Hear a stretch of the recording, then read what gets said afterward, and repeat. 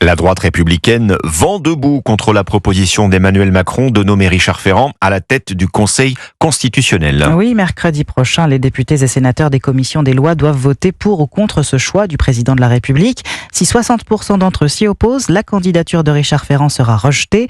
La gauche et le RN ont déjà annoncé leur intention de dire non et les Républicains comptent faire de même. Alexis de la Fontaine. Oui, le coup de pression vient de Laurent Wauquiez. Le patron des députés Les Républicains estime que le profil de Richard Ferrand pose problème. En cause, sa proximité et sa loyauté vis-à-vis d'Emmanuel Macron. Il vient du Parti socialiste. Il a été l'un des principaux visages du macronisme. Ses futures décisions au Conseil constitutionnel seront donc politiques, explique Laurent Wauquiez.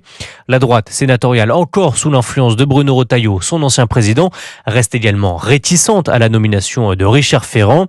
Dans cette course à la présidence du parti, Laurent Wauquiez et Bruno Retailleau jouent à la surenchère anti-Emmanuel Macron et donc anti-Richard Ferrand, analyse un élu Les Républicains. Et cette menace est très sérieuse car la gauche et le Rassemblement national vont voter contre cette candidature. Les voix de la droite feront donc basculer le vote. Alors, pour tenter de sauver la peau de Richard Ferrand, le ministre des Relations avec le Parlement, Patrick Mignola, s'est lancé dans un marathon d'appels téléphoniques aux députés et aux sénateurs pour les convaincre de le soutenir. Alexis de la Fontaine du service politique de